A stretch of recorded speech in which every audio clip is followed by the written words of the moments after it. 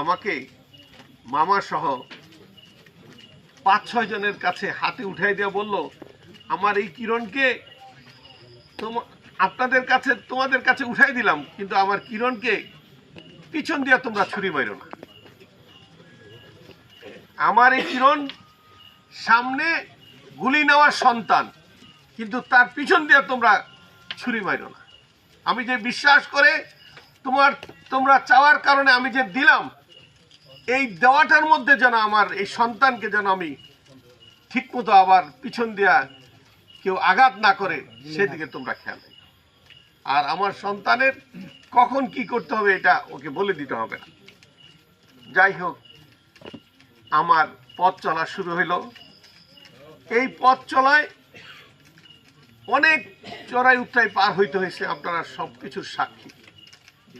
কিন্তু একটা জিনিস সত্য কথা, যে এই যেই কয়জনের নাম বললাম, এই কয়জনের মধ্যে আমি 92তেই ইসুফ বাল্লা সাহেবের সাথে দেখা করি, রফিক বাল্লা সাহেবের সাথে দেখা করি, শফিক বাল্লা সাহেবের সাথে দেখা করি, মরহুম মুকবুল মোল্লা সাহেবের সাথে দেখা করি।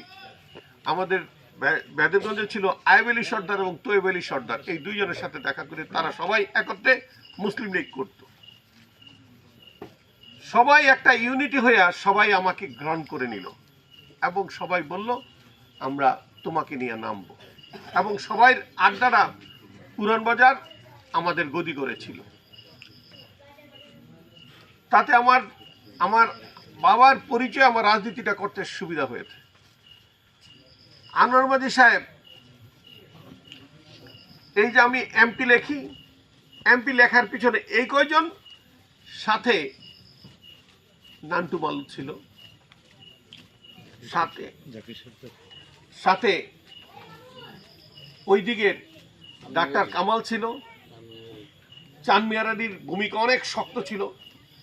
এই কয়জন, গনিরানি ছিল, রহিম মাঝি ছিল, তারপর দুলাল শেখ ছিল।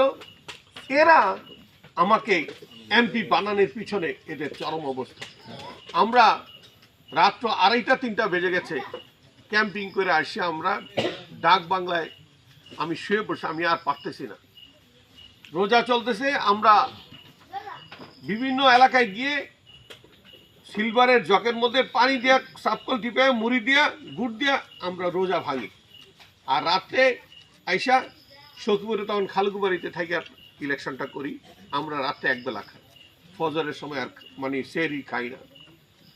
তো আমরা মিটিং টিটিং করে আইসা ডাক বাংলায় আমি পড়ে গেছি। আমারে বলে যে, না তুমি শুইতে পারবে না, চলো ওই মোহাম্মদ হোসেন ফকিরের বাড়ি আছে না কার্তিকপুরে, বললো যে ওইখানে কথা দেওয়া আছে, ওইখানে যাইতে হবে। আমার নির্বাচন আমি যতটুকু ছিঁড়েছিলাম না, তার চেয়ে বেশি ছিঁড়েছিল আনোয়ার। আজকে উনি নাই, ওনার প্রশংসা যদি না করি তাহলে আল্লাহ বেরাজ হবে।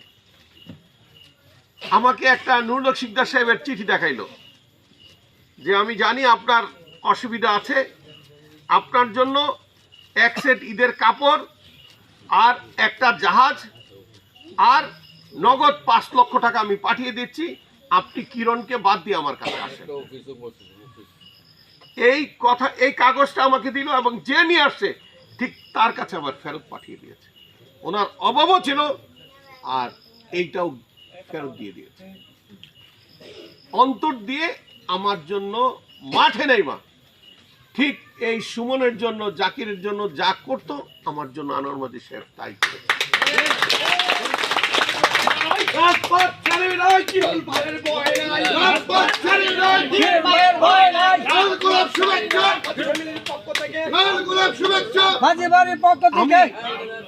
আমি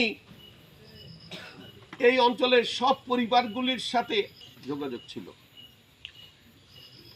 আমি ওনার মামলা চালিয়েছে জনমাজি সাহেব, বাট ওনার বিপদে আমি আমার কোনো ড্রয়ারের টাকা আমি গয়না দিইনি।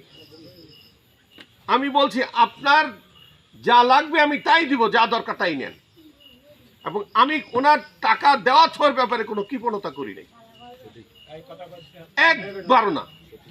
উনি যখন বলছেন যে কিরণ আমার টাকা লাগবে, উনি বলছেন আমার টাকা লাগবে, এটাও বলে দিয়েছেন আমার এই জন্য টাকা লাগবে, টাকা পাঠাও।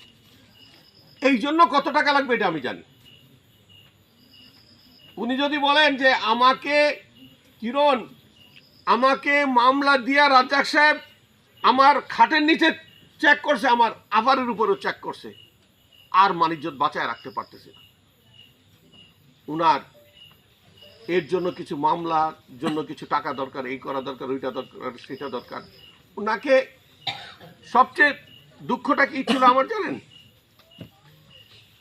উনি এই যে আপনারা যারা মাঝি বংশের আছেন,